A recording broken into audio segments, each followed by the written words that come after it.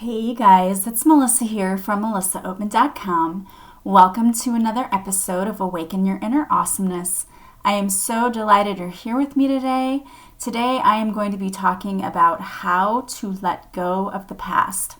So many people are haunted by past decisions, past actions, the way that they felt about themselves in the past, and they don't even realize how much it's affecting their present moment.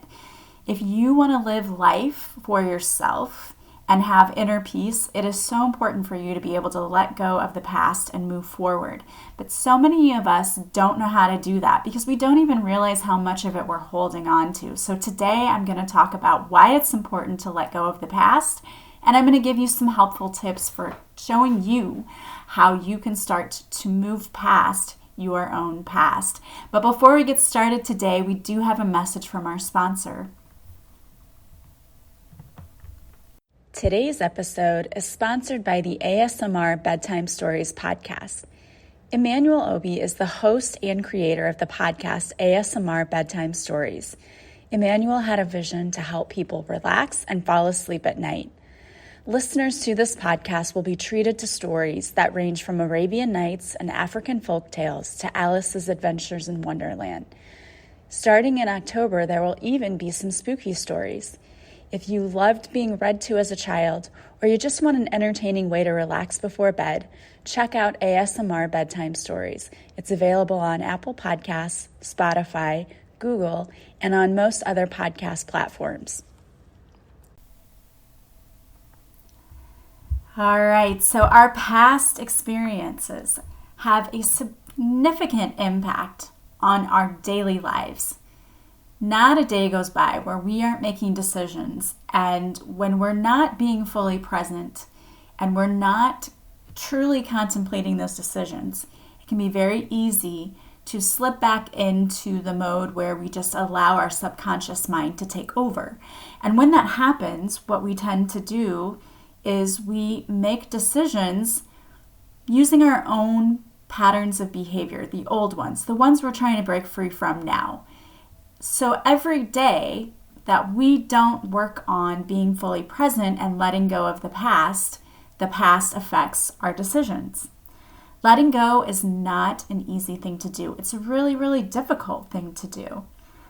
Sometimes we don't even realize how deeply rooted our past is and how it is affecting the way that we perform our everyday duties and the way that we think in our everyday lives. We just don't realize it. We've been so conditioned, it's just an automatic response. One of the things that's important about learning how to let go of the past is to really examine how your past has impacted you. And this is the part that's kind of difficult because oftentimes when we want to look back at the past, we aren't just looking at the past, we're having feelings that come up regarding the past. And sometimes those feelings involve negative things like shame and guilt or anger or resentment. And that's natural. The things that happened to you in your past caused you an emotional and probably physiological response. May have even left you with trauma. And it's important not to ignore how you felt, but the point of doing this activity of looking at your past isn't to punish yourself all over again by having you experience those feelings. That's not what it's about. It's about looking at how these past events are affecting your daily life in the present moment. So when you go back and you do these exercises, I would love it if you could do it without trying to bring up all of the shame and the guilt. And I know that's difficult too.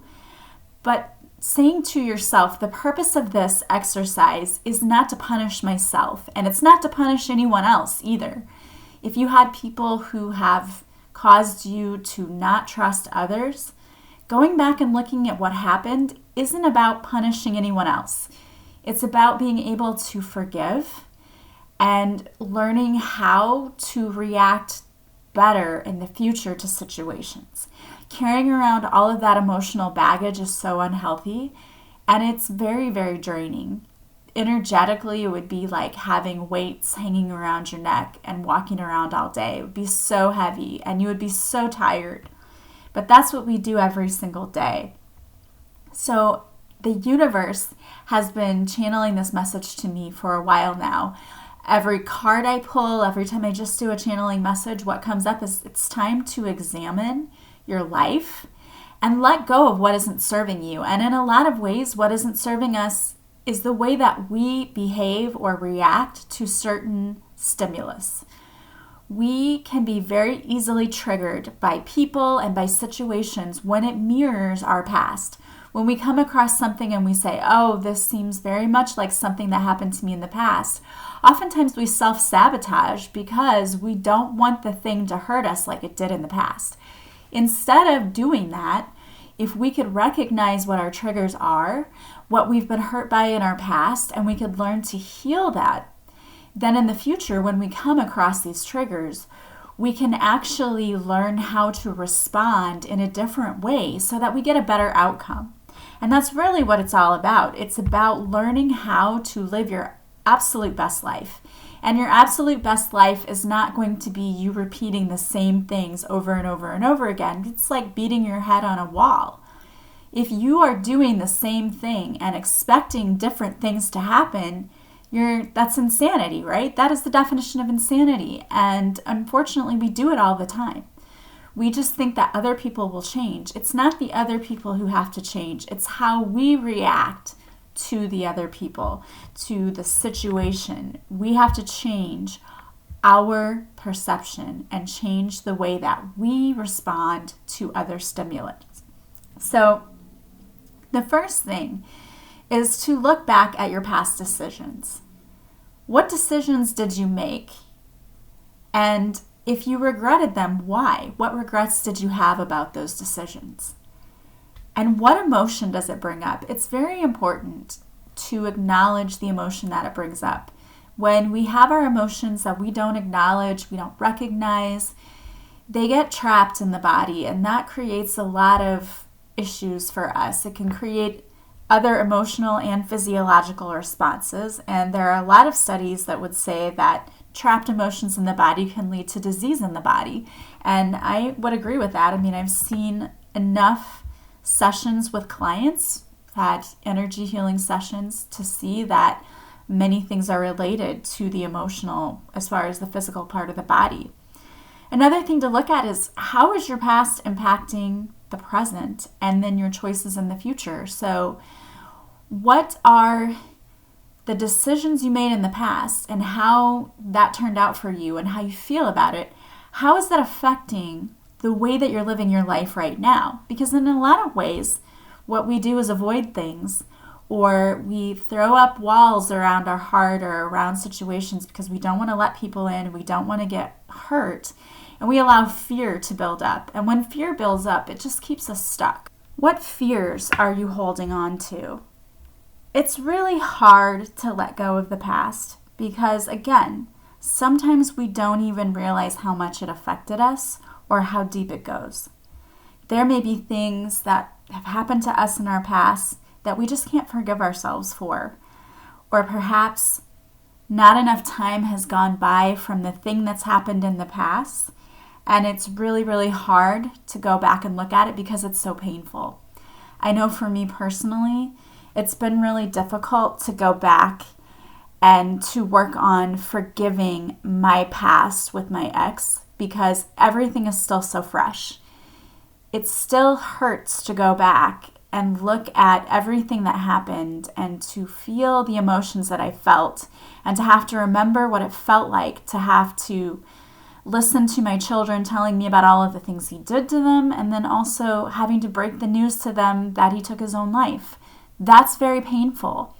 And yet it's something that I really have to do and I need to work on because I need to resolve the feelings that I have and the emotions that I have. And I need to be able to forgive so that I can move forward and that it doesn't affect how I live my life in the future, that I'm not afraid to trust people just because I couldn't trust that one person. So here's some steps to help you learn how to let go of the past. Number one, it is so important that you realize that whatever feelings you have and that you're feeling about the situation, they're valid. When you talk to people, sometimes they will try to make you feel like you're overreacting or you're too sensitive. And a big reason why people do that is because they feel guilty themselves about whatever happened. And so they're trying to shift the guilt and the blame onto you, like you've overreacted. But I'm here to tell you, it does not matter. If someone else says that you overreacted or whatever, your feelings are valid. You reacted to something because you had feelings about them. So stop allowing others to gaslight you or even gaslighting yourself. Sometimes we tell ourselves, no, I shouldn't have reacted that way. You reacted that way for a reason because there was some kind of trigger and you've been conditioned to react that way. Now, does that mean that you should always react that way? No, but we're going to talk about that. But it does mean that you should acknowledge that your feelings, whatever you felt, are valid. I feel like that is the number one thing that is so frustrating is when someone else tries to tell you that whatever you were feeling is not valid and that, again, you're overreacting. It's not true. Whatever you feel, you felt that way for a reason. There was a reason there. It's not like you just decided that you wanted to feel that way. We don't want to feel those negative emotions. They're not fun. You felt them for a reason. So the first step is acknowledging your feelings and that they're valid and to accept what caused your pain and feel those emotions. Just feel them. You have to feel them to heal them and to release them. So acknowledge them and allow yourself to feel them. The second thing you can do is to physically let out all of the negative emotions in a peaceful way. Some people do this by slamming doors and that. I do not recommend that. Don't damage things. That's not healthy. But it is healthy to cry, or you could rip up a piece of paper, or what I remember one counselor said one time was to have a rubber band on your wrist and just snap it. I mean, I guess if that works for you, but definitely crying to get it out and tearing up paper is very benign. You're not going to hurt anyone by doing that, but some way that you can let out those negative emotions. The next thing you need to do is accept that it's time to let go of the past. If you're not ready to move on, then you won't. But if you're ready, then you need to learn to accept that I'm moving on. I'm not going to let the past rule what I do today. So you may have to admit that even though you felt these emotions and you carry them, they're no longer serving you. They're not serving a purpose. At first they do, but holding on to those negative emotions for a long time doesn't help you. It just puts you in your own mental prison. So accept that it's time to let go because you want to feel better. Next, identify what is keeping you from moving forward. What keeps you going back to the past? Yes, you had a painful event, but why is it still haunting you? Why does that still hurt you so much? And again, it may be, maybe not enough time has passed. Maybe it is that you keep running into the same type of situation over and over again. And remember that everything that happens to us is trying to teach us a lesson. So what is it that you're supposed to be learning? What is this situation teaching you? The next thing is to think about what you could change for the future. That is the best part of reflection, is looking back and saying, how could I have done this differently? And in teaching, we do this all the time. We have lesson plans and we make these lessons plans. We have good intentions. We think they're going to be great. We carry them out and they don't go as well as we thought. Maybe it confused the students or something happened. As a teacher, if I have a lesson plan that's bad, I don't continue with it. So say I have 2 German classes and I taught the lesson in the first class and it didn't go well, I do not teach that same lesson the next hour. I quickly try to regroup and I try to think of how I can make it better or I scrap it completely and do something different because I don't believe that it's beneficial to do something that I know isn't working. The same thing with you. What could you do differently in the future? And you can decide that starting this moment, I'm going to start being different. I'm going to react differently in this way. I'm not going to let what everyone else says bother me, or whatever it is. And it's going to be different for each person. Or I know in the past I didn't handle this event well. How could I have handled it differently in the future? And it's great to start planning, honestly. One of the best things you can do is to sit down and think of all of the ways you can respond when people say a certain thing that you know is a trigger for you. It may sound silly, but when you have responses ready to go, it's a lot easier than trying to think of something right on the spot. And at first, it's going to be hard for you to act differently. It's going to be hard to break those habits. It's a habit for a reason. So when you have those responses ready to go, like when someone says this about my weight, I'm going to say this.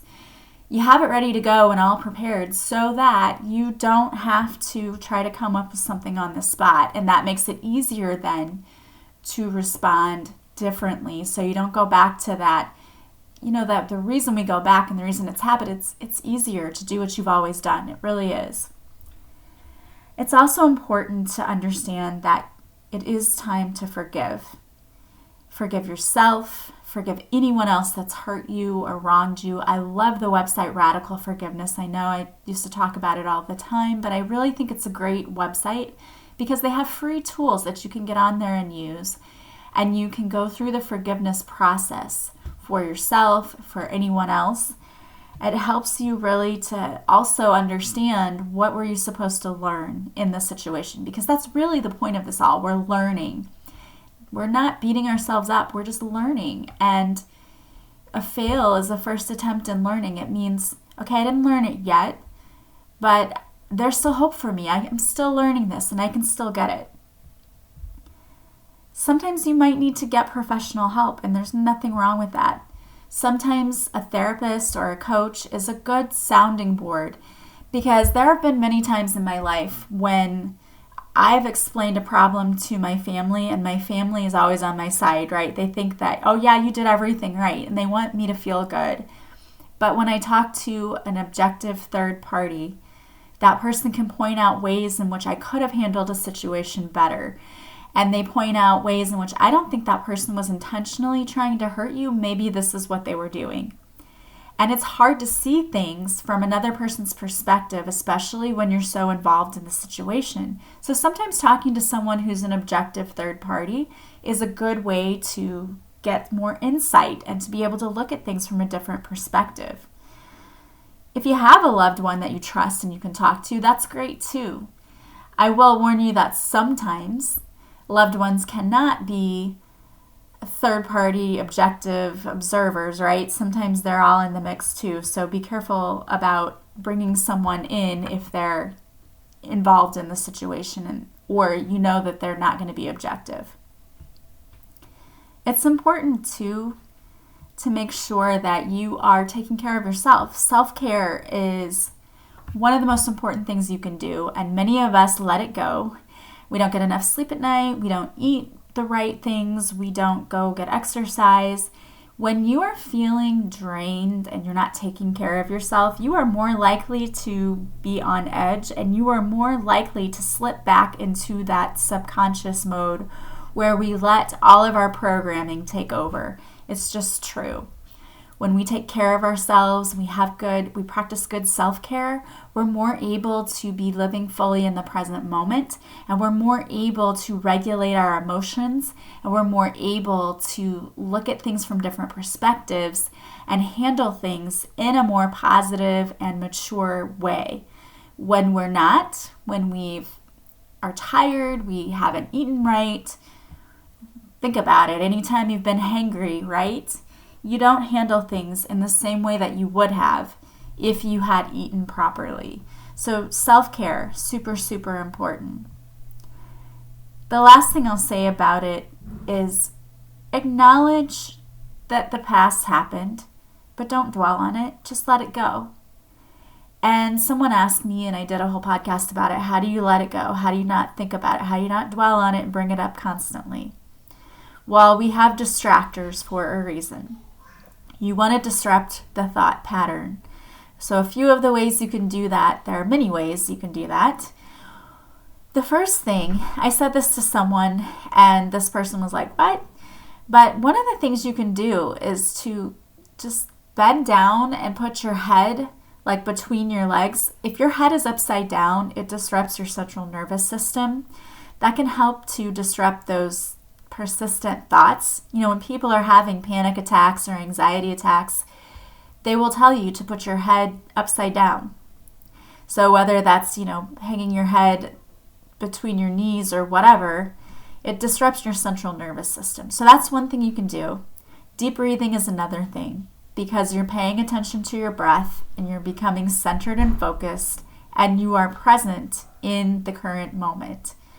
Another thing is to think of 5 things you're grateful for right now, or just look around the room and think of 5 things you can see, taste, touch, smell.